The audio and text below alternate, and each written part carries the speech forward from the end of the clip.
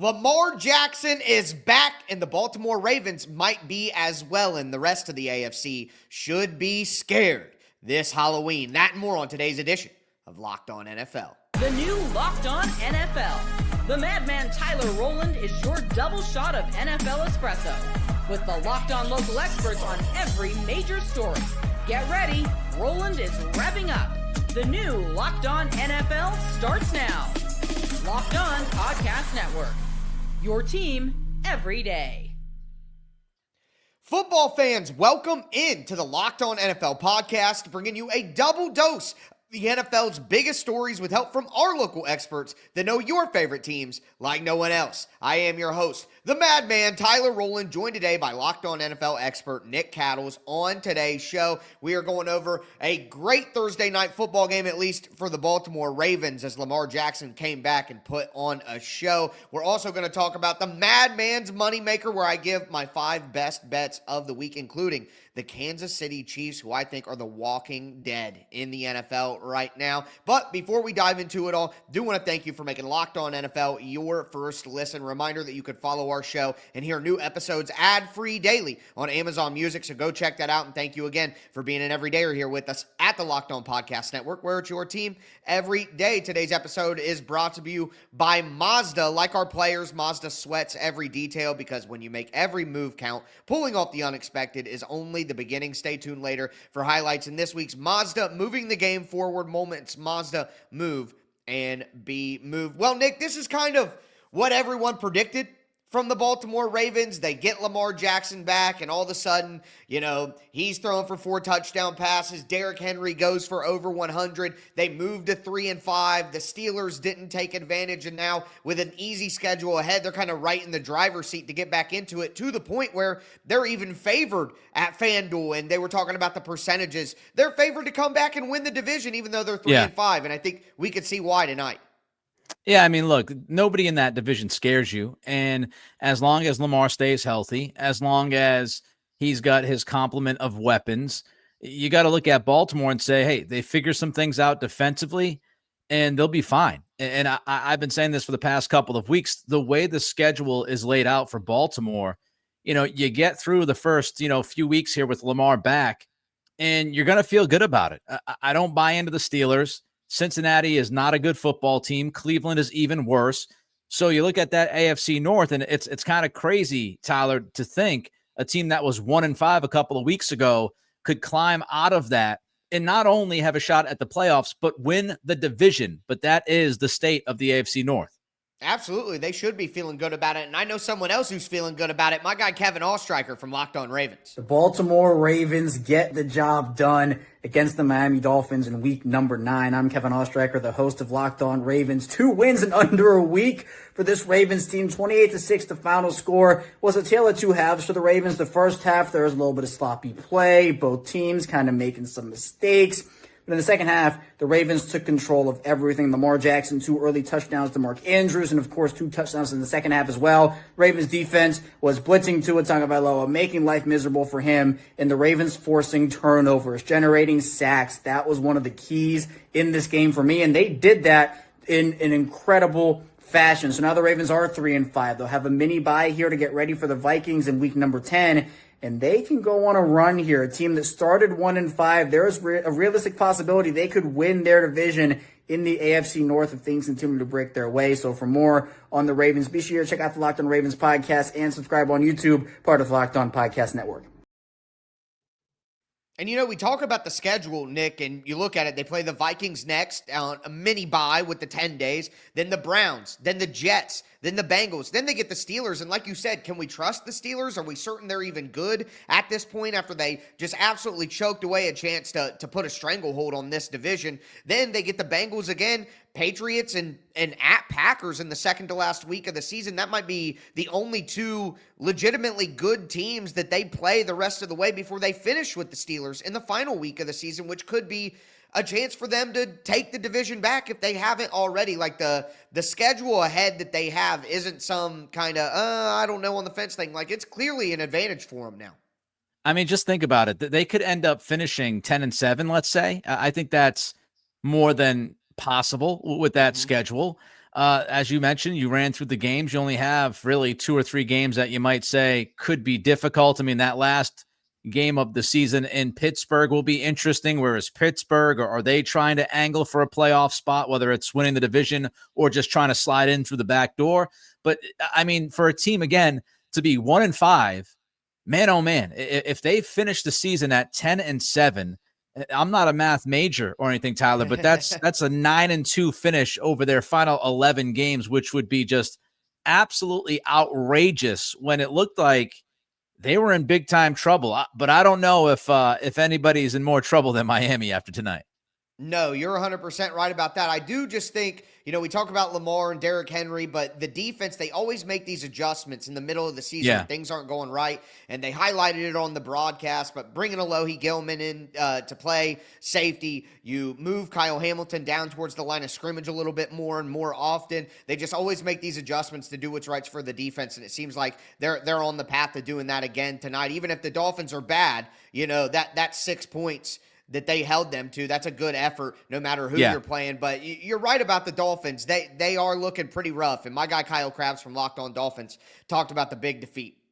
To quote one of the popular Mike McDaniel isms, we are now officially one day closer to death. The Miami Dolphins in Week 9 falling by a final score of 28-6 in Thursday Night Football, failing to reach the end zone despite a very productive first half performance by the offense. And it unfortunately is a great summation of the entire Mike McDaniel era. Too often, good things being done undone by small attention to detail and the little things, the little margins that will make the difference throughout a football game and a season were the things that betrayed the Dolphins once again. They will look to pick up the pieces after this loss, but will do so by welcoming the Buffalo Bills to town next week. With a little bit of extra preparation. Hopefully that extra time can get this team honed in on some of those small details. I don't think that it will. There are some things that really stood out to me in this game that are even outside. Like, I don't think Tua is terrible, but he's just not good enough, and he's not going to elevate the team.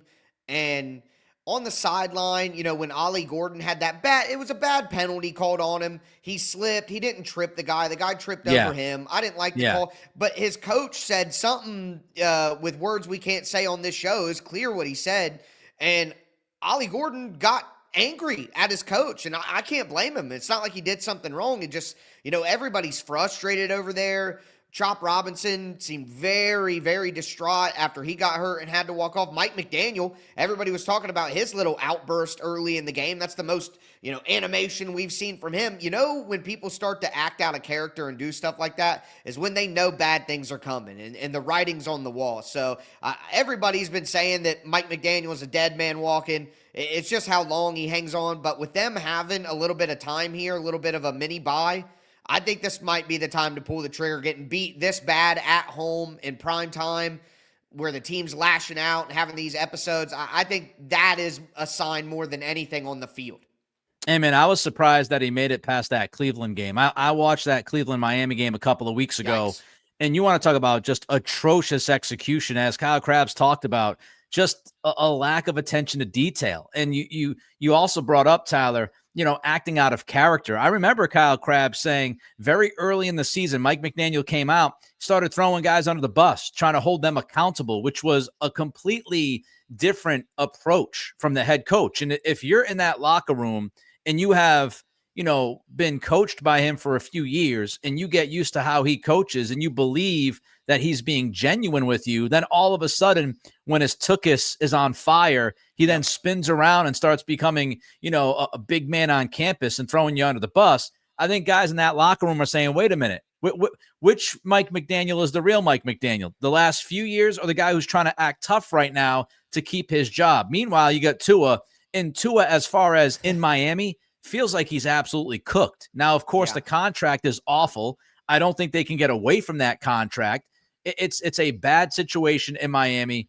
I don't think Mike McDaniel survives this week. I agree with you. You've got the long layoff here. You've got Buffalo coming into town. You might as well put Anthony Weaver in there. and give him a tryout. He got a couple of job interviews last offseason. Maybe he's the answer, but of course the Miami defense hasn't been good. So it is a complete mess. It is a dumpster fire for the Dolphins. And I think, hey, you got the trade deadline coming up on Tuesday. Can you shed some guys and get some picks and try to restart this thing for 2026?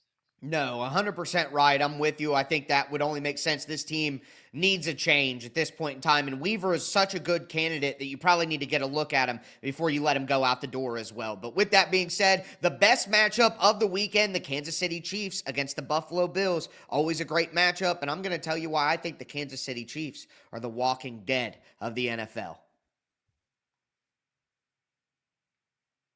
Do want to let you know that today's episode is brought to you by Mazda's Moving the Game Forward Moment of the Week. For those who believe it's not just about playing the game, it's about redefining it. There are moments that do more than put points on the board. They move crowds, they move culture, and they keep the game moving forward. And speaking of redefining the game and keeping the game moving forward, this week's moment that moved the game forward is the performance of Lamar Jackson in his return again. 4 touchdown passes, moving and grooving out there, looking like his old self, and that has to have the Baltimore Ravens very, very excited about where the season may go forward for them as they have a chance to climb back into the AFC North. So Lamar Jackson's performance is our moving the game forward moment of the week. And when you follow what moves you, the unexpected is only the beginning. And just like there's more to every highlight, there's more to a Mazda vehicle. It's Mazda, move and be moved. Today's episode is also brought to you by FanDuel Sportsbook. The NBA is back, folks, and there's no better place to get in on the action than FanDuel, the official sports betting partner of the NBA. Even if you miss the start of a game, you want to ride the hot hand, FanDuel has live bets for everything, like who's going to score next, fourth quarter comebacks, all that. Plus, you can combine your live bets into a live same-game parlay for a shot at a bigger payout. I love it. Even if I miss tip-off, I can come in, go over on the threes, go under on the points, rebounds, assists. It keeps every game more exciting, especially when your team's making that late push. Right now, FanDuel is giving new customers $300 in bonus bets when your first $5 bet wins. So head to FanDuel.com to sign up and play your game with FanDuel, the official sports betting partner of the NBA. All right, Nick, let's continue today's edition of Locked On NFL. Again, talked about that great Thursday night football performance from Lamar Jackson and the Ravens to kind of get them back into the race in the AFC. Now it's time for the Madman's Moneymaker, my 5 best bets of the week. We're about halfway through the season, somewhat. Right now, we're 18-21-1 on the Madman's best bets. And Nick, in only Madman fashion, I've had 6 weeks that were winning or tied. 6 weeks where I didn't lose. And yet we're 18-21 because of 2 bad weeks, folks. It's just how the math works. But we're getting back into it this week, and we start with that best game of the weekend, the Kansas City Chiefs and the Buffalo Bills. Right now on the road, the Chiefs are 1.5-point favorites. And I know that giving points on the road, tough. The Bills have been good against the Chiefs in the regular season, but right now, just like my guys at Locked On Chiefs believe, I think this team is just unkillable. They're playing too well on both sides of the ball. And again, our guys over at Locked On Chiefs punctuated just how good they're playing. And this team is having a lot of fun. And when this group has fun, when Patrick Mahomes is having fun, they can get on a roll where they can just become unstoppable. Now, hey, you can have a ding along the way. You might have a stretch where maybe you do play 3 or 4 bad quarters in a row. Although I think that right now with this team, I think it's going to be hard to make them play 4 bad quarters in a row. And their defense has never been this good at the same time that their offense has. I mean, right now, Ryan, this is a top 5 offense and defense, right? I mean, that's sure what the numbers would tell you. And that's, in the NFL, an unbeatable combination. I agree with the guys there. I think the Chiefs are just absolutely on fire right now. So I know that I got to give the points. I know they're going in, but at the end of the day, I just believe in what the Chiefs are doing right now. They're 11th in run defense in the NFL, and we know James Cook has been a lot of what Buffalo has done well this year. So give me the Chiefs in this game that everyone's going to be watching. Here's the issue for the Bills. I don't think their defense is necessarily good, and they're going against the Kansas City offense that's hot. Patrick Mahomes is playing some of the best football he's played in a few years now. And all the pieces, Tyler, fit together for Kansas City. When you look at all the different types of receivers that they have on this team, they've got possession guys. They've got guys who can stretch you vertically. They've got gadget guys. I mean, they've got Travis Kelce still there as a third or fourth option if need be. They're just really finding a groove and a rhythm in the middle of this season. And with their experience and history, they know how to win. They know how to close out games. They know how to close out seasons. So if you're the Bills, the question is, do you think, because I don't think the Bills defense is going to be good enough to hold Kansas City under 27 points or so? Do you think the Buffalo offense is actually good enough to get into a shootout if they have to get into a shootout and win one this weekend?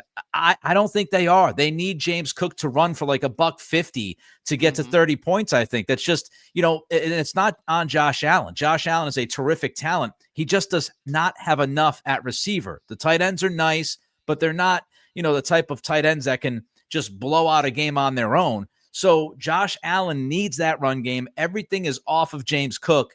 And if James Cook doesn't get you $150, I just think Patrick Mahomes is cooking right now. And I would take the Chiefs by, at least a field goal. Yeah, I'm 100% with you there. I agree with everything you said. And I just, at the end of the day, I trust Kansas City's defense more than I trust Buffalo's defense. And I think that gives the edge, even though the Bills do always win when they play in the regular season, but never in the postseason. So I'm hoping to buck that trend a little bit there. But now we move on to a game that I think is going to be great, even if people don't realize it. And it's the Denver Broncos against the Houston Texans. So I looked at this and I went back and forth on it for a while, but I just have a feeling. I have a feeling that the Broncos are due to lay an egg.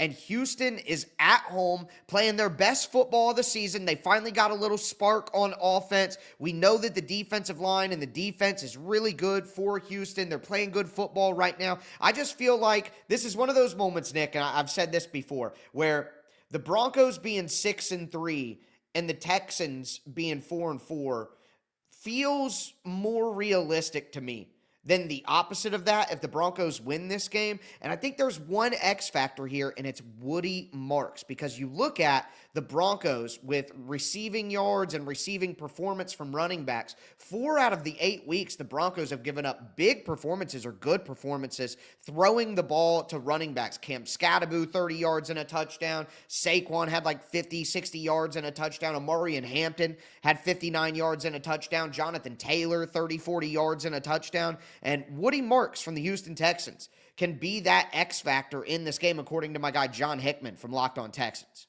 Woody Marks moving forward should be Houston's X factor on offense. We can say Noah, we can say Higgins, but those guys are kind of expected to be playmakers. Houston chose to roll with Chubb and Dare and Dameon Pierce at a time over Woody Marks, like they did the other rookies. But the numbers say, and I'm going back to it, in his limited role, 8th for running backs, forced missed tackles, 5th in touchdowns and receiving yards, 14th in receiving yards. And the number that I think all of us should fall in love with, out of his 165 receiving yards, 156 come from yak yards. I think that's a weakness of the Broncos defense, plus Pat Surtain is out. The Texans are hot. The Broncos aren't as good as their record. Give me Texans -1.5 at home. The Surtain thing gets me a little shaky on this, but I'm actually going to take Denver. I'm going to take the points. I think people are somewhat overrating Houston's win against San Francisco last week.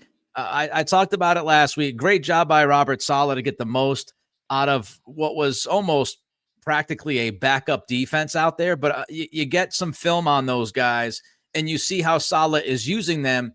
And I think Houston got buoyed by that just a little bit. I still think CJ Stroud needs to be better. I think he has fallen back since his rookie year. I don't trust Nick Caley just yet as a play caller at the NFL level. This Broncos defense, even without Surtain, they can get after the quarterback. Houston's had some offensive line issues. So I think Denver can cause some problems and create some turnovers. So I'm not super confident in it, but I'm going with Denver plus 1.5. Hey, I hear you on that. It's a close matchup for a reason. I think I would feel more at peace with the football universe if the Broncos and the Texans slide into the spots where I think they might be after this one. But with that being said, we got another great AFC matchup, the Colts against the Steelers. And, you know, if the Chiefs are the walking dead because everybody thought they were dead and they're back all the way, the Colts are simply unkillable. Do want to let you know that today's episode is brought to you by Rougiet. Let's be real, making excuses doesn't solve anything. We've heard them all before. It's just stress. I'm tired. It happens to everyone sometimes. But when it comes to performance, sometimes your body just needs a little extra support, and that's where Rougiet comes in. Rougiet.com offers fast-acting, doctor-prescribed treatments for ED designed to help you stop making excuses and start making moves. Rougiet makes it easy to get started. You just get connected with a board-certified doctor 100% online. No awkward waiting rooms, no in-person appointments, and if prescribed, your treatment ships discreetly straight to your door. The process is fast, it's simple, it's private, and it's all handled by real doctors. Visit Rougiet.com/LockedOnNFL to get 15% off your first order. That's Rougiet.com/LockedOnNFL, and don't forget to use our code LockedOnNFL so they know that we sent you. It's Rougiet. Stop making excuses and start making moves. All right, Nick, let's cap off today's edition of Locked On NFL. Talked about the Thursday night football game with the Baltimore Ravens handling the Dolphins. Got started on the Madman's moneymaker with the Chiefs minus 1.5, the Texans minus 1.5. But now we go to our final three games of the week. The Colts, man, they're simply unkillable. They're playing far too well, and most of that has to do with how great and dominant that offensive line has been. And we want to take a moment here and highlight some of the hog mollies up front who deserve their credit. And my guys over at Locked On Colts talked about the interior duo that's dominating in Indy. The next aspect, though, that I think is very, very important, one is Quentin Nelson putting together like a Jonathan Taylor level season just at left guard. His run blocking has been some of the best that I have ever seen from the position. He is moving players. He's been dominant out in space. He's been powerful at the point of attack. It has been a special season from Quentin Nelson, but also the emergence of Tanner Bortolini, especially in the last 3 weeks. We have seen Tanner Bortolini go from this young, promising center that has a couple gaps in his game to looking like an all-pro center this past month of play. He has been absolutely phenomenal in all aspects, and his ability to reach and torque and move defenders, especially on these zone runs the Colts are operating out of, has just been something special. And then his ability to locate guys at the second level with either, again, on zone runs, staying on his zone tracks, or if they're using some power stuff, just getting out in space and getting a hat on a defender. And that's exactly what they're going to do to the Steelers. I'm sorry, I'm done hearing about the hesitation on the Colts. They're simply a way better football team right now than the Pittsburgh Steelers, so I don't care that they're on the road. Give me Colts -3. Well, you know, Tyler, I have not been a big fan of the Steelers all year. I think, you know, their defense is not your prototypical Steelers defense from back in the day. Exactly. And offensively, they just don't have a ton of weapons. I think Arthur Smith and Aaron Rodgers have done a decent job given what they have on that roster, but I just still don't think it's enough. Rodgers' revenge did not work out last week, and now he's got to face Indianapolis. And I think, look, the Colts, they have the best offense in football right now, and they just can run over you. Daniel Jones has been incredibly efficient. Shane Steichen is on a heater as a play caller. I think the Colts can put up points against this Steelers defense. I don't care it's in Pittsburgh. I mean, Pittsburgh is trying to put together the Patriots safety tandem from a couple of years ago of Jabril Peppers and Kyle Duggar. That's how tough they are right now defensively. I got to take the Colts. I'm going to lay the points on the road because I agree with you. I think they could win by 6, if not more, in this game.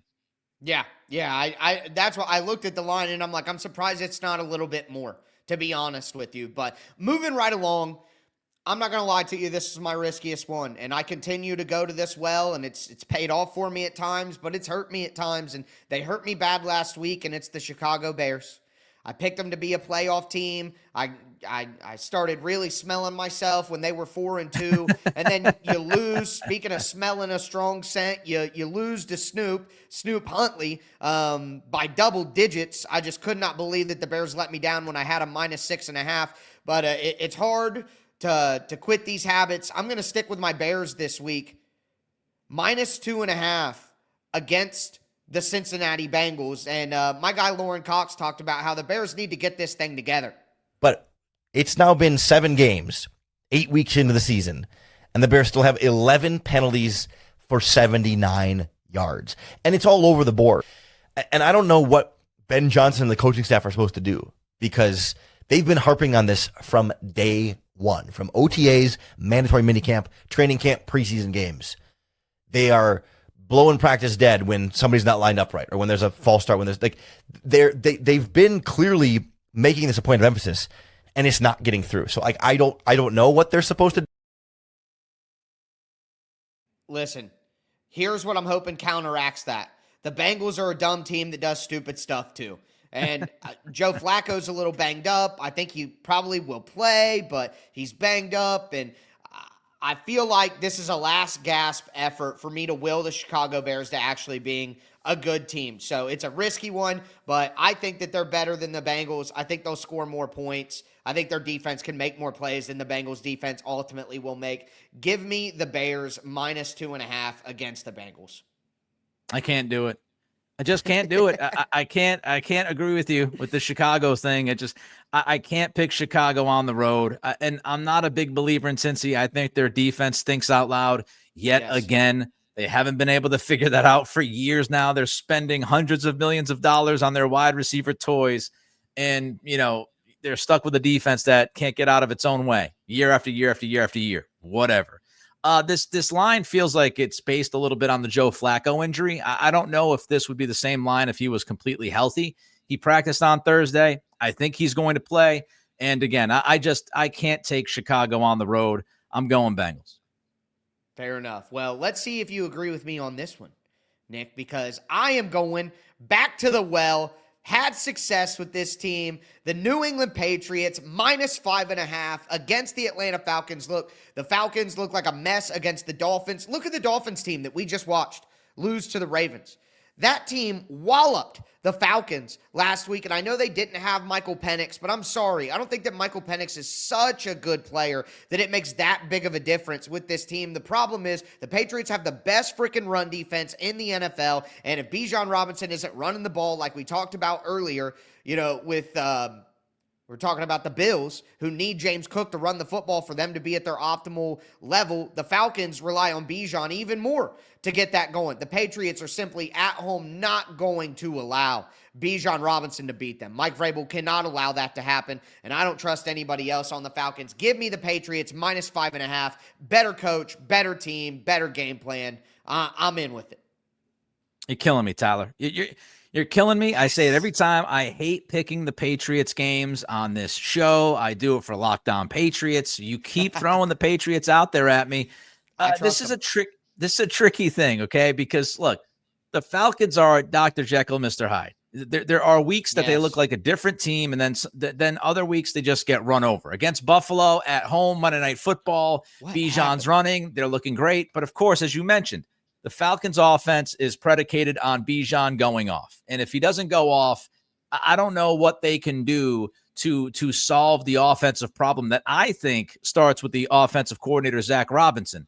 So, of course, they had a good game against Buffalo because Buffalo's run defense is not very good. So that opens up some lanes.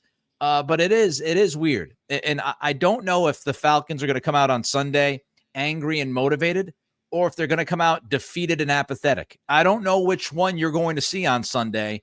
It does feel like, almost all of the Atlanta Falcons is limited in the injury report, so that also is not going to help them. I'm going to go with the Pats at home and keep my fingers crossed, and I'm going to be mad at you all week long. Yes, we made it, man. We made it. I knew we would finish on a positive note there. I'm sorry. This team is just good and they're well coached, and I look for things that I can count on, and that's what I'm looking for there. But that's going to do it for today's edition of Locked On NFL. I am your host, the Madman Tyler Rowland, for my co-host Nick Cattles. As we tell you every episode, thanks for tuning in, and stay safe out there.